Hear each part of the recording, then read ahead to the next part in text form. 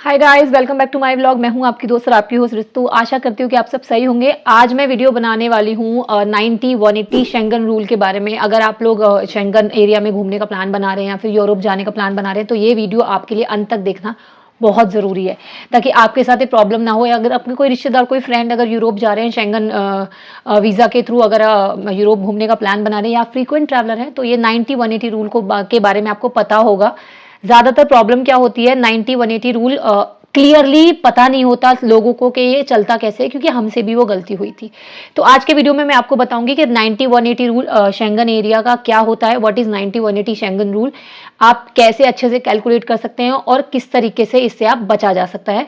तो वीडियो को अंत तक देखिए। अगर बीच में कुछ इन्फॉर्मेशन स्किप हुआ तो हो सकता है कि आपको पूरी जानकारी नहीं मिले। ठीक है, चलिए शुरू करते हैं। चैनल पर नए आए तो सब्सक्राइब कर लीजिए। अगर वीडियो अच्छी लगे तो लाइक करिए और अपने दोस्तों के साथ शेयर करिए। तो सबसे पहले मैं आपको बताऊंगी कि शेंगन वीज़ा क्या होता है। शेंगन वीज़ा में आप यूरोप का एक शेंगन स्टेट है जिसमें कि 26 कंट्रीज़ का वो एक कंबाइंड पॉलिसी है। अगर आप किसी भी कंट्री से, जैसे कि नेदरलैंड, फ्रांस, जर्मनी, किसी इनमें से किसी भी कंट्री के थ्रू अगर आप यूरोपियन वीज़ा अप्लाई करते हैं, शेंगन वीज़ा अप्लाई करते हैं, तो आप इन 27 कंट्रीज़ में, जिसमें नई नई कंट्रीज़ ऐड भी होती जा रही हैं और हटती भी रहती हैं, इन कंट्रीज़ में आप ट्रैवल कर सकते हैं बिना किसी बॉर्डर की रुकावट के। ठीक है, अगर आपके पास शेंगन वीज़ा है तो। ठीक है, ये वाला मेरा वीडियो है, आप जाकर देख सकते हैं। इसमें मैंने सारा बताया है कि किस तरीके के शेंगन वीज़ा कैसे अप्लाई कर सकते हैं, क्या क्या डॉक्यूमेंट्स लगते हैं। सारी इन्फॉर्मेशन आपको इस वीडियो में मिल जाएगी, मैं डिस्क्रिप्शन में लिंक डाल दूंगी। ठीक है, ये तो हुई शेंगन वीज़ा की बात। अब शेंगन वीज़ा अप्लाई तो कर दिया, लेकिन उसमें काफ़ी, हर वीज़ा की, हर कंट्रीज़ की अपनी अपनी पॉलिसीज़ होती हैं। तो यहाँ पे शेंगन वीज़ा की एक पॉलिसी है 90 180 रूल। 90 180 रूल सुनने में ऐसा लगेगा कि 180 डेज़ में आप 90 डेज़ रह सकते हैं। सुनने में काफ़ी सिंपल लगता है, लेकिन काफ़ी कंफ्यूजिंग होता है लोगों के लिए जो जो फ्रीक्वेंट ट्रैवलर्स हैं, बार बार यूरोपियन कंट्री में, शेंगन स्टेट में एंटर करते हैं। ठीक है, तो सबसे पहले मैं आपको बताना चाहती हूँ मेरा खुद का एक्सपीरियंस जो हमारे साथ हुआ। हम लोग ग्रीस में थे पिछले जनवरी से लेके अप्रैल तक हम लोग ग्रीस में थे। विक्रांत पहले से गए हुए थे, हम लोग बाद में गए थे। तो विक्रांत को लग रहा था कि विक्रांत जितनी बार यूरोप से बाहर जा रहे हैं, दूसरी कंट्री में जा रहे हैं, क्योंकि उनका ट्रैवल चलता रहता है, उनको लग रहा था कि हर बार उनका 90 डे का साइकिल एक्टिव हो रहा है। क्योंकि सिंगापुर वीज़ा में वैसा होता है कि अगर आप 30 डेज़ का आपको वीज़ा मिला है तो 30 डे, जैसे आपको 3 महीने का वीज़ा मिला तो आप 3 महीने एक साथ नहीं रह सकते, आप 30 डेज़ एक साथ रह सकते हैं। तो अगर आप 30 डेज़ होने के बाद अगर आप वापस निकल जाते हैं, किसी और कंट्री में जाके री एंट्री करते हैं एक दिन में ही अगर वापस, तो आपका वो 30 डेज़ फिर से एक्टिव हो जाता है। तो हमारे बैक ऑफ द माइंड वही चल रहा था कि यूरोप में भी, शेंगन वीज़ा में भी ऐसा ही होता होगा कि एक बार 90 डेज़ रहने के बाद अगर आप वापस किसी कंट्री में जाके वापस एंट्री करेंगे तो फिर से हम 90 डेज़ रह सकते हैं। इसी की वजह से विक्रांत को तो लग रहा था उनका अभी तक हुआ ही नहीं होगा, वो 90 डेज़ वाला एक्टिव हो जाता होगा हर बार जब भी वो कंट्री के बाहर जाते हैं। हमारे लिए, मेरा और नीवा का 3-4 दिन बाकी थे 90 डेज़ होने में, तो हम लोगों ने टर्की का प्लान बना लिया। हम लोग टर्की ये सोच के गए कि हमारा शेंगन स्टेट के बाहर जाएंगे टर्की में और वापस आ जाएंगे, हमारा 90 डेज़ फिर से एक्टिव हो जाएगा। लेकिन जब हम टर्की पहुँचे, घूमा फिरा, सब कुछ किया, टर्की का वीज़ा अप्लाई किया। अगर आपको मेरा टर्की का वीज़ा देखना है कैसे अप्लाई करेंगे, तो ये मैंने टर्की ई वीज़ा का वीडियो डाला है, जिसमें कि आप पास अगर शेंगन वीज़ा है, यूके का वीज़ा है, यूएस का वीज़ा है, तो आप किस तरीके से ऑनलाइन एक दिन में टर्की का वीज़ा अप्लाई कर सकते हैं, इस वीडियो में जाके देख सकते हैं। मैं लिंक डिस्क्रिप्शन में डाल दूंगी। ठीक है, टर्की घूम के आए हम। टर्की से जब हम वापस आ रहे थे तो एयरपोर्ट पे क्या हुआ हमारे साथ, विक्रांत को रोक लिया गया। विक्रांत को ये बोला गया कि आपके 90 डेज से ज़्यादा हो गए हैं 180 डेज़ की विंडो में, तो आप नहीं जा सकते। काफ़ी डिफिकल्ट एक्सपीरियंस था हमारे लिए। मुझे और नीवा को जाने के लिए अलाउ कर दिया क्योंकि हमारे 3-4 दिन बाकी रह रहे थे। तो विक्रांत वहाँ से सीधा इंडिया आ गए और मैं वहाँ से ग्रीस गई। ग्रीस से मैंने सामान वगैरह लिया, उसके बाद में वापस इंडिया आई। तो उसके 3 महीने बाद फिर वापस अभी विक्रांत गए हैं और हम फिर से जाने वाले हैं। तो है क्या 190 180 डेज़। जब ये इंसिडेंट मेरे साथ हुआ तो काफ़ी मूड ख़राब हो गया, क्या है क्या नहीं है, हमें पता ही नहीं था कि क्या सिस्टम है। क्योंकि इतना ज़्यादा शेंगन एरिया में, मैं यूके वगैरह सब जगह रही हूँ, लेकिन 90 डेज़ जैसा साइकिल विंडो में रहना पहली बार हुआ कि हमें ये रूल को फेस करना पड़ा। तो उसके बाद काफ़ी रिसर्च करी, अपने जितने मेरे रिसोर्सेज हैं उनसे मैंने पता किया कि ये प्रॉब्लम क्या है, ये है क्या 90 180। वेबसाइट्स, वीडियोस सब देखा, सब पता किया, वहाँ पे इमिग्रेशन स्टाफ से सब कुछ पूछा। तो जो मेरी इन्फॉर्मेशन है मैं आपको अपने एक्सपीरियंस के हिसाब से एक एक चीज़ बता रही हूँ।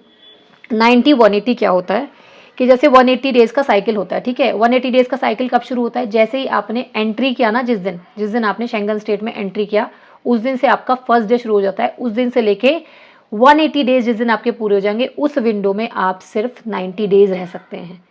मतलब अब वो 90 डेज या तो आप एक साथ रह लें 3 महीने 90 डेज, या तो आप आना जाना आना जाना आना जाना करते रहें।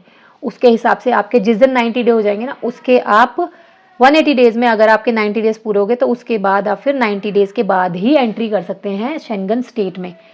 हर बार जब आपके 180 डेज में 90 डेज पूरे हो जाएंगे तो उसके बाद आप 90 डेज का आपको ब्रेक लेना पड़ेगा। समझ आ रहा है? थोड़ा सिंप्लीफाई करती हूँ चीज़ों को जैसा मैंने रिसर्च किया है। 1 जून को एग्जाम्पल लेके शुरू करते हैं। जैसे 1 जन को आपने एंट्री कर लिया शेंगन स्टेट में, ठीक है। अब 1 जन से लेके आपका 30 जून तक आप वेबसाइट पे जाके कैलकुलेट कर सकते हैं आपके 180 डेज कब हो रहे हैं। गूगल पे भी आपको आसानी से ढूंढने को मिल जाएगा, जैसे कि मैं करके दिखा रही हूँ आपको। 1 जून को जब आपने एंटर किया, 1 जनवरी को जब आपने शेंगन स्टेट में किसी भी ग्रीस, नेदरलैंड, फ्रांस कहीं भी आपने एंट्री किया, उस दिन से आपका 180 डेज का साइकिल शुरू हो गया। अब 30 जून तक, 30 जून तक आपका 180 डेज का विंडो है। अब उसके बीच में आप गए आए, 30 जनवरी को निकल गए, फिर वापस से फरवरी में आ गए, फिर मार्च में निकल गए, फिर वापस से अप्रैल में आ गए। इस तरीके से आपके 90 डेज अगर 180 डेज की साइकिल में पूरे हो गए हैं तो आप उस दिन से जो आपका लास्ट एग्जिट होगा ना 90 डेज के बाद, जो लास्ट है उसके 90 डेज और ऐड कर लो, उसके बाद ही आप एंट्री ले सकते हो। ठीक है, समझ आ रहा है? तो ये सिंपल है। जिस दिन आपके 90 डेज पूरे हो गए आपको शेंगन स्टेट छोड़ना पड़ेगा। उसके 90 डेज, फिर उसके बाद 90 डेज तक आपको वेट करना पड़ेगा। अच्छा, बहुत सारे लोग क्या करते हैं कि वो ना कैलकुलेशन कर लेते हैं, जैसे 180 डेज पूरे होने से पहले वो 90 डेज पूरे नहीं करते उस विंडो में, उसमें वो 15 दिन छोड़ देंगे। जैसे कि 1 जन से लेके 30 जून तक वो 45 डेज रहेंगे, ठीक है। फिर उसके बाद वो अगस्त सितंबर में आके 15 दिन रहेंगे। तो वो जो आपका लास्ट एग्जिट होता है ना, तो आप इस 180 की साइकिल को रिफ्रेश कैसे कर सकते हो कि आप एक साल में बार बार आपको 3 महीने का वेट अगर नहीं करना तो, ठीक है, आप 30 जून से पहले आप 45 डेज रह लिए, ठीक है। उसके बाद आप अगस्त सितंबर में वापस आ गए और अगस्त सितंबर में आके आप 10-12 दिन रुके, 10 दिन रुके, ठीक है। तो आपका जो 10 दिन है ना, 10 दिन फिनिश होने के बाद जो आपका एग्जिट जब आप निकले हैं 10 सितंबर को, अगर आप निकले तो 10 सितंबर से पीछे के 180 डेज का विंडो आपका एक्टिव हो जाएगा। फिर वो वाले 180 डेज आपके काउंट होंगे, ठीक है। फिर वो विंडो के हिसाब से वो विंडो आगे आगे आगे आगे मूव ऑन करती जाएगी। ये हो सकता है सुनने में आपको थोड़ा कंफ्यूजिंग लग रहा हो, लेकिन जब आप करेंगे तो आपको बहुत ही समझ आएगा कि ये जो कैलकुलेटर वेबसाइट्स हैं वो आपको कैलकुलेट करने देती हैं। आपके डेज आप कैलकुलेट कर सकते हैं कि आपको कहाँ पे कितने दिन हुए हैं। आप अपना एंट्री एग्जिट का इन्फॉर्मेशन डाल सकते हैं इन वेबसाइट्स पे, वो आपको बता देंगे कि आप कितने दिन रह सकते हैं और आपको भी कितने दिन में निकलना है, ठीक है। सिंपल है, इतनी मुश्किल नहीं है। ये ज़्यादातर उन लोगों के लिए जो बहुत ज़्यादा यूरोप में ट्रैवल करते हैं, बार बार आना जाना जिनका चलता रहता है, तो उनको काफ़ी समस्याओं का सामना करना पड़ता है, ठीक है। जब तक आपके पास वर्क परमिट नहीं है, रेजिडेंस कार्ड नहीं है, आप 90 डेज से ज़्यादा शेंगन स्टेट्स में नहीं रह सकते, ठीक है। तो मेरे लिए बहुत डिफिकल्ट एक्सपीरियंस था ये, तो मैंने सोचा कि क्यों ना मैं अपनी जब मुझे इतनी प्रॉब्लम फेस करनी पड़ी अकेले अकेले, सब बहुत मतलब बहुत ज़्यादा हो गया था, तो मैंने सोचा कि क्यों ना मैं इसके ऊपर वीडियो बनाऊं।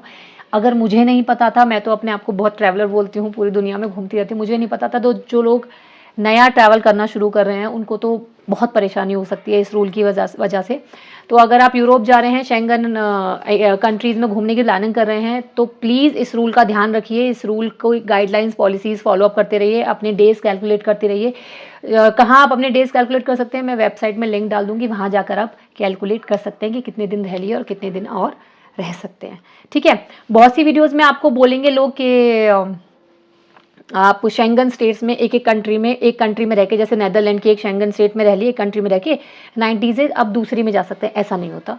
मैंने अपने पर्सनल रिसोर्सेज से पूछा, ऐसा नहीं होता। आप पूरे शेंगन स्टेट में 90 डेज रह सकते हैं, उसके बाद आपको वहाँ से पूरे से निकलना पड़े। यूरोप की किसी और कंट्री में जा सकते हैं आप, okay, there is a difference.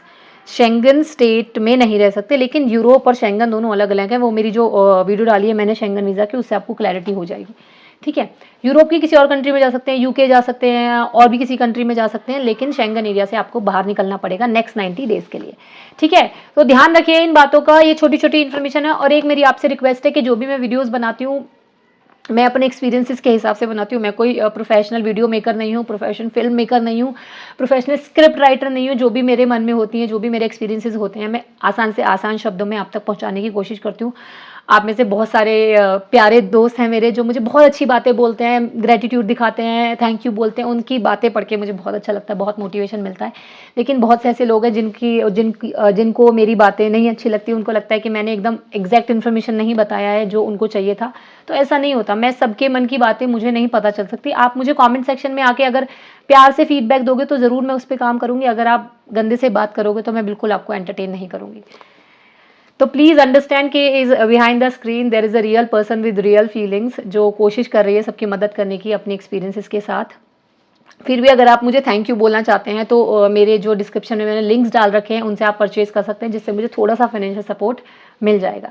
और ये मैंने अपने आप को नया यूट्यूब, मेरा यूट्यूब 11,000 सब्सक्राइबर्स हम लोग की फैमिली बन चुकी है अभी। Thank you so much to all of you. आपके सपोर्ट के लिए, आपके प्यार के लिए बहुत बहुत धन्यवाद। जब आप ऐसी अच्छी बातें बोलते हैं, मुझे सब्सक्राइब करते हो, मुझ में ट्रस्ट दिखाते हो, तो मुझे बहुत अच्छा लगता है। तो इसीलिए मैंने अपने आप को ये अपना यूट्यूब का वीडियो चैनल के साथ टी शर्ट गिफ्ट करा है। I hope you like it, so you can follow Ritu Pandit now. चलिए आज के लिए इतना ही, हम फिर मिलेंगे चलते चलते, तब तक के लिए नमस्कार।